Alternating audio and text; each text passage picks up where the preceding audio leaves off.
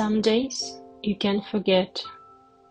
Some days play with you, not as distant memories, but as wounds that still breathe inside you. They are the days that change you forever. And sometimes they come back in dreams, replaying until you wake up in tears. I want to tell you about one of those days, or rather, one of those nights. It wasn't the happiest one, but it was the night that gave me my personal miracle, the miracle of surviving. The day began with tension in the air. From the early morning, I saw messages that embassies at Kyiv, American, Spanish, Greek, would stay closed. Everyone was whispering about a massive attack, maybe even a nuclear threat. The news repeated the same warning again and again. At 2 p.m., the largest mixed attack on Kyiv is expected. Go to the shelter. And yet, nothing happened. By evening, I was tired of being scared. I stayed home, trying to pretend life was normal. But fear always comes back at night. It was March 2024. I had just returned from Canada, where for a short moment I had tried to rest from war. There, the silence was almost painful, so peaceful that I had forgotten how to sleep under sirens. Coming back was like stepping into a nightmare that never ends. That night, I woke up just minutes before the air alert. The first notification said Russian bombers were already launched missiles. I started dressing fast, hands shaking, knowing that I had only minutes to reach the metro shelter, 10 kilometers away.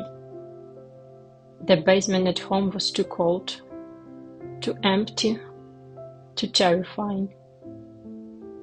I ran to my car, praying to make it in time. Every traffic light turned red. Every second felt stolen. I reached the metro just as the missiles crossed into Kyiv region. People were already rushing inside. You could see panic in their eyes. And then I saw the message that froze my blood. Attention, 2 missiles are flying toward Akadem Mistechko. 3 minutes. That was my station. I was still outside, in the open air. My chest started to hurt. My legs were heavy, like stone. But I ran. I ran because stopping meant dying. When I reached the metro gate, I heard it. The terrifying whistle you can never mistake once you've heard it. The sound of death slicing through the sky. A moment later, an explosion shook the ground so hard that I fell forward. The debris from the missile hit the metal roof above the entrance. And then came another explosion. Louder, closer. People screamed, dogs barked, the walls trembled. We all thought the underground passage would collapse.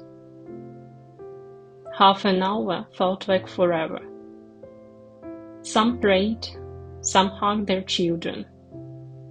Some just stared at the floor in the silence, as if trying to disappear. When it finally ended and we stepped outside, I saw the street covered with glass and missile fragments. Cars were burned, windows shattered, and somehow mine was untouched. I still don't know whether it was my lucky day or my unlucky one, but I survived. And that to me was a miracle. Sometimes your whole life depends on just a few seconds. One step, one turn, one decision to run. I believe that night was proof that miracles still exist. Maybe they're not the ones that move mountains. Maybe they're just the quiet ones that let your heart keep beating after the explosion. And maybe that's enough to still be here, to still believe, to still live.